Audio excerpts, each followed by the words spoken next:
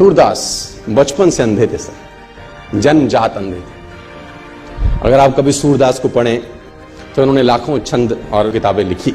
आपको जान के हैरानी हो जाएगी कि जन्मजात अंधे थे, दिखता नहीं था बचपन, तो घर वालों ने निकाल दिया था। घर वालों ने निकाल दिया, एक पीपल के पेड़ के नीचे रहने लगे और भगवान कृष्ण में भक्ति थी तो गाना वाना गाते थे, उनके भजन वजन गाते थे।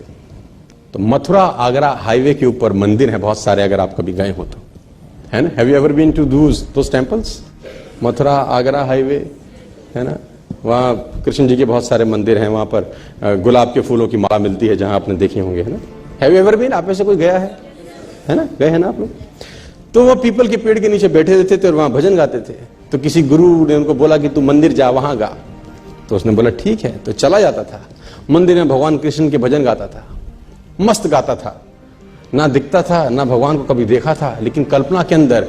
और इतिहासकार ये बोलते हैं कि 1500वीं शताब्दी में इनका जन्म हुआ, 1535 के आसपास, if I am not wrong. आज से 500-600 वर्ष पहले ये इस धरती पे आए, मथुरा में रहे और भगवान के भजन गाते थे।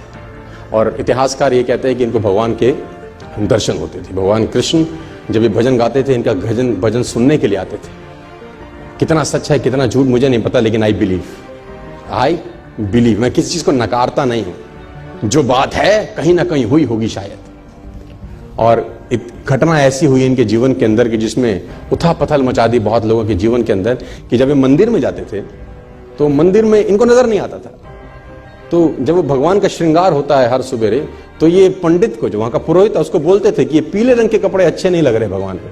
तो pandit was shocked, how it is possible for a blind man to see. उसने बोला ये पीला रंग अच्छा नहीं है। तो उसने बोला कि तुझको कैसे दिखाई दिया? उसने बोला मुझे सब दिखता है, आंखों से नहीं दिखता तो क्या, मन से तो देखता हूं, रोज मिलता है मेरे को। तो he was surprised, it is not impossible. तो अगले दिन फिर श्रृंगार होता था, बोलता हाँ, ये हरे रंग का कपड़ा क्या जचता है भगवान। तो ये लोग पागल हो गए। पंडित को एक दिन मस्करी सूची, उसने कहा कुछ ना कुछ षड्यंत्र है, आज भगवान को कपड़े ही मत पहनाओ, पत्तों से ढक दो बस, खाली है पत्तों से ढक दो।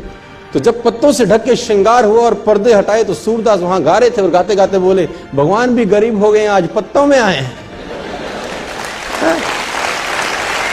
तो एवरीबडी वाज शॉक्ड कि how it is possible for a blind man to सी।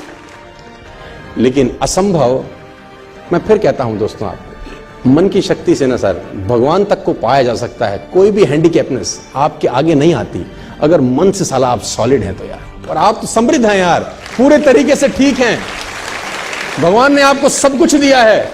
एक आदमी ने कहा मैं बहुत गरीब हूं, तो मैंने कहा एक आंख निकाल दे 50 लाख देता हूं।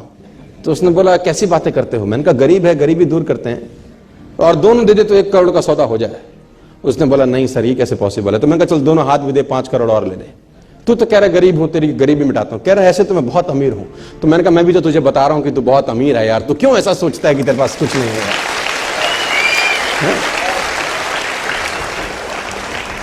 और भगवान ने सूरदास को दर्शन किए। आप सूरदास के बारे में पढ़ें, छंद पढ़ें तो आपके रोंगटे खड़े हो जाएंगे।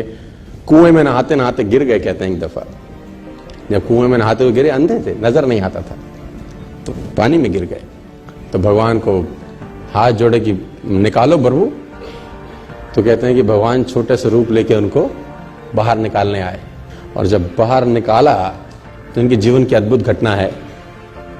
तो हाथ पकड़ा हुआ था भगवान, तो उन्होंने जैसे ही वो हाथ का स्पर्श किया, इनको समझ में आ गया कि आज आदमी आ गया है। जो अब तक सिर्फ ख्वाब में दिखता था वो आज आ गया। तो उसने कस के पकड़ लिया, वो समझ में आ गया कि आज हाथ मौका लगा, आज मत छोड़। तो कहते हैं भगवान ने झटके से हाथ छुड़ा दिया। तो सूरदास का एक बहुत बेहतर दोहा है सर, अपने साथ लेके जाना, खतरनाक दोहा है।